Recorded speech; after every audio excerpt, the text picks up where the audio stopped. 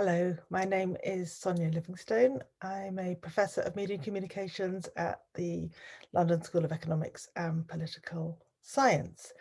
And I'm going to talk today in this conference about my work on parenting for a digital future and the implications for a very popular concept in relation to digital parenting, namely that of screen time. So I'm talking in relation to the book I just published, which is based on primarily in-depth qualitative research with parents living in and around London. The book is co-authored with Alicia Blum-Ross, and together we really wanted to get a kind of an inside look at the experiences that parents face in a world full of a complex array and ever-changing array of digital technologies, and try to understand both how they navigate the implications for family life and also how they respond to what I think is fair to say is a kind of barrage of guidance and information made available to them, and exhorting them to act in particular ways in relation to digital technologies, supposedly for the benefit of their children. So the project really kind of explored the experience of parents in relation to both the discourses, the practices, the expectations, and the exhortations, the guidance that is very salient to parents in their everyday lives. We complemented the qualitative work with a national UK survey of over 2,000 parents, and the purpose there was to provide a kind of check on the claims that we were making from the qualitative work, and also to understand the array of differences and diversity among the parents that we were working with, and understand how that kind of related to the national picture. So, well, I'll start with the concept of the future and imagining the future, which is just such a critical issue in relation to parenting and childhood socialization in general, but not so much thought of perhaps in relation to the digital. But of course, as soon as we began working with parents, what was very salient is that they constantly imagine the future for their children. Indeed, you might even say that's what parenting is all about. It's kind of about trying to work out what to do now in relation to one's children, but also to think what implications that will have, what consequences that will have for the future. And digital technologies kind of capture that sense of change, really. And after all, the combination of children and change and technology is kind of particularly explosive in the public sphere and very salient to parents. On the other hand, imagining the future is impossible. So it's necessary, but it's impossible. And that's one of the many dilemmas that we felt parents face in general, into which the digital technologies kind of add a new twist.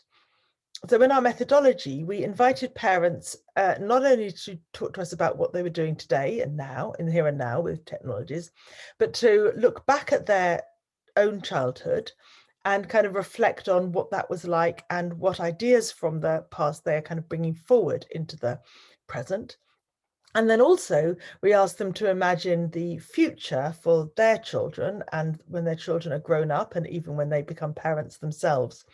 So the kind of overall time span that parents were thinking about back to their childhood and forward to their children's adulthood is about half a century, perhaps. And half a century encapsulates quite a significant degree of transformation, and also invites people to think about the continuities. And both those transformations and continuities were very salient to parents in thinking about the task that they were engaged in and the kind of values and uncertainties that they were trying to kind of grapple with as they parented in general and specifically around the technologies. I think it's because of the uncertainties that looking forward, anticipating the future is necessary yet impossible. It's because of those uncertainties that parents are so particularly aware of the barrage of advice that is available to them about technologies.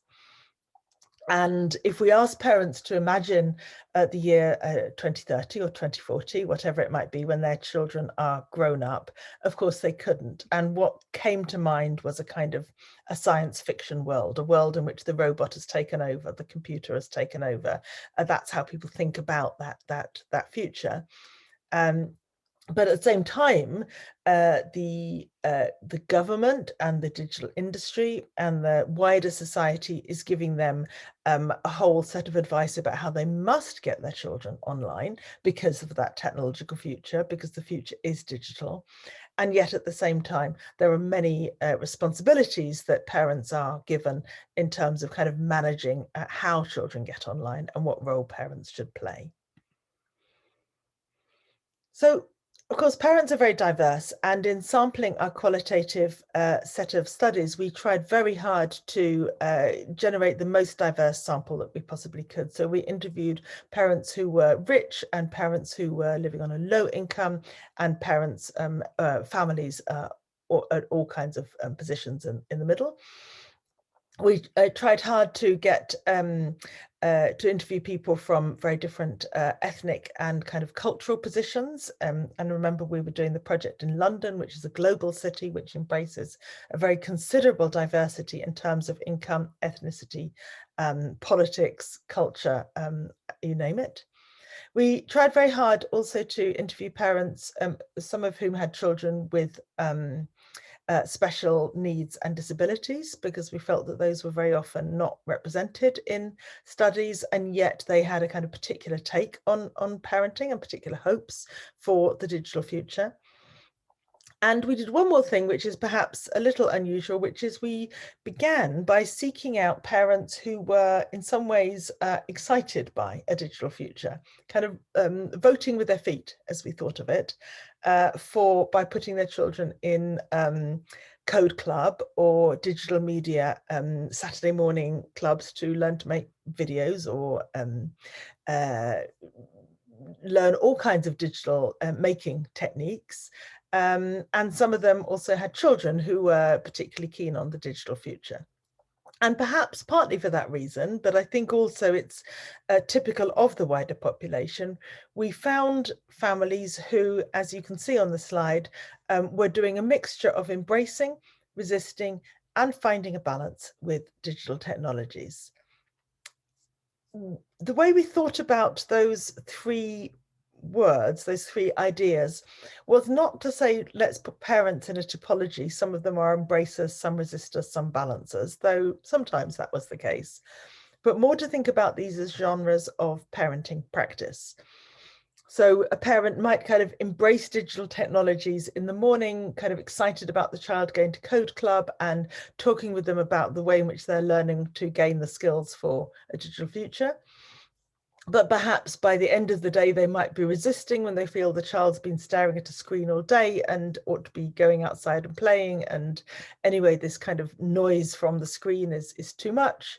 And by and large, efforts to find a balance we could see across all parents. They all at some point are seeking the right kind of balance. The ones who were kind of more likely to embrace, or who did more of the embracing, we could see in some ways as geeks. It was fascinating that some parents consider themselves to be geeks, and some children consider themselves to be geeks. The resisting modes of resistance were common across lots of families, as I say, though not quite kind of problematic in terms of that task of anticipating the future. And balancing, I just want to say, is a task that emerged from parents as really quite demanding. Parents don't find it so straightforward to balance. It's like standing on a log, we thought of it in the end. It's always rolling and you're constantly adjusting. And that's what we heard most from parents, that they are constantly kind of weighing the implication of every act, playing this game, spending so long on that screen. Should they have this technology? It's all kind of weighed against a sense of what will it mean now and what will it mean for the child's future? The digital technologies, it ultimately appeared to us, were so salient in family life that they seem to have a kind of disproportionate level of attention and to attract what we thought of in a sense as a disproportionate level of anxiety. And so the argument that we came to make in the book, Parenting for a Digital Future, and kind of more generally in relation to our research, was to say that parents are on the one hand fascinated by the digital because it's new, of course, but also that the digital has come to be the terrain on which parents act in all kinds of ways. That when they are thinking about how to struggle with their children's special educational needs, or how to address the fact that they're on a low income, or how to kind of think about their migrant status in the country, that for all kinds of reasons, the digital has somehow become positioned as a sort of an answer. If your child's school isn't dealing with your child's disabilities, perhaps digital technologies can offer a workaround. If you don't have the kind of income that can give your child the leg up that middle class parents get, perhaps digital skills will give them the route to the future. If you're living in a kind of migrant or refugee status, as some of our families were, the digital is the means of sustaining family life and also the means of giving your children that educational benefit that you yourself perhaps didn't have. So for lots of different reasons, digital technologies come to be the kind of terrain in which parents think about their parenting and frame their ambitions for their children's future, over and above the kind of specific attention or cost or kind of importance in a way of digital technologies in their lives, but they get this kind of extra layer. And insofar as they do, of course, digital technologies bring a new level of complication into family life because they are uncertain, because they are commercial, and so kind of make, in a way, opaque their offered parenting, promising more than they can deliver very often, making it difficult for parents to kind of address some of the risks because the offer is so kind of smooth and uh, promises to be in children's interests, even if it may not be. And because it's always changing. So parents kind of constantly feel out of date and struggling to keep up. For many of these reasons, we found parents very often turning to the school as a place where they very much hoped that children would first get the skills they need to enter the digital future and succeed in it, and that the school would be the institution that could advise them in their parenting role. And schools, of course, in many ways take on exactly that task. But I have to say we found quite a disconnect. And we found a disconnect both when we talked to teachers who felt that they were doing their best within the school day, but sometimes parents undermined that by unlimited screen time at home or not kind of properly managing their children's internet use at home. And parents felt similarly that there wasn't enough coming from the school that kind of recognized the efforts they were making, often spending a disproportionate amount of their income on keeping up to date with the latest technology, trying to kind of ask their child about Code Club or digital media techniques kind of before and especially after learning. And sometimes parents at school going to the school would kind of feel that they couldn't really get the teacher's attention and couldn't discuss not just digital technologies, but also actually the wider role that they played as parents in attempting to support their child's learning. So listening to parents overall, what did we learn? We learned that their voices are not much heard in the wider debates about digital technologies and a digital future for children. Parents there's a lot expected of them, and there's a lot there's many kind of instructions that they get on how to play their role, but actually in terms of the kind of tailored guidance that might reflect the differences and the specificities of parents' families, and a sense that their views are taken into account and heard in the design of resources and the design of possibilities for children and for family life. In all of those ways, parents felt themselves a little attended to and yet much kind of responsibilized, much burdened. So that's a kind of snapshot of the argument that we make from our research, and really as a last word, I might say the whole is really an attempt to move away from ideas of screen time in terms of just time. That's something parents think about. They're often worried about that, and they try to measure it because they feel they've been told to.